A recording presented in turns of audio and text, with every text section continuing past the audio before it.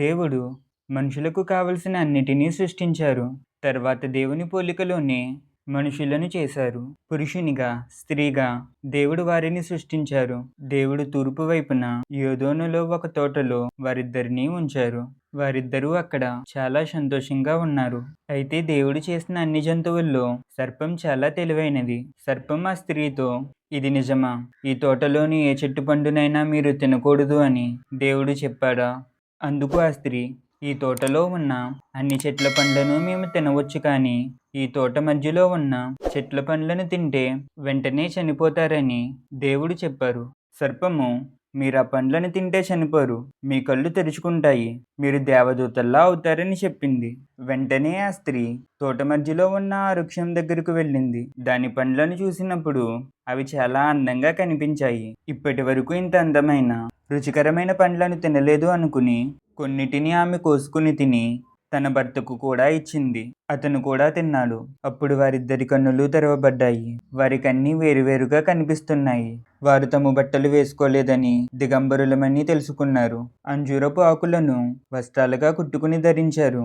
సాయంకాలమైనప్పుడు ఆ తోటలో దేవుడైన యెహోవా స్వరము విని ఆదాము అతని భార్య చెట్ల మధ్యన దాక్కున్నారు.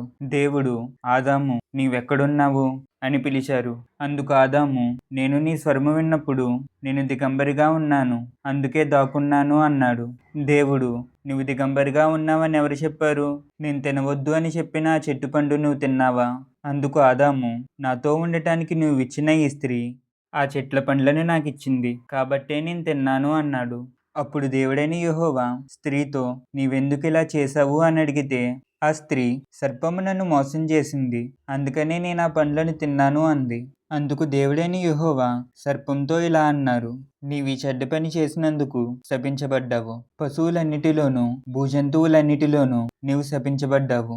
నీ కడుపుతో పాకుతూ మట్టిని తింటావు. అంతేకాకుండా నీకు, ఈ స్త్రీకి వైరం కలగజేస్తాను. నీ పిల్లలకు ఆమె పిల్లలకు విరోధం కలుగుతుంది.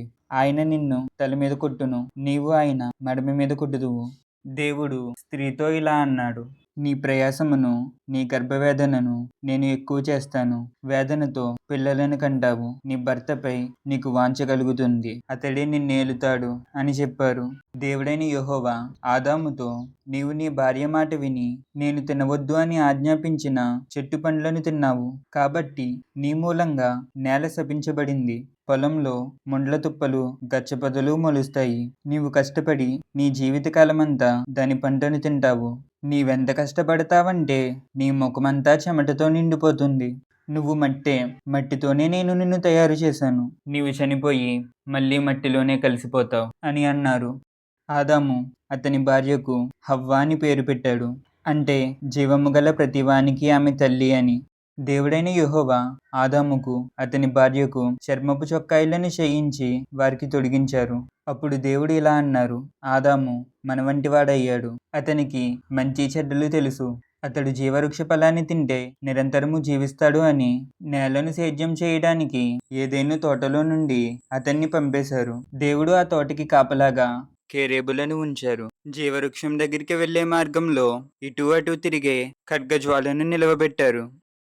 ఈ వీడియో మీకు నచ్చితే లైక్ చేయండి. ఇలాంటి మరిన్ని వీడియోస్ కోసం ఈ ఛానల్ని సబ్స్క్రైబ్ చేయండి.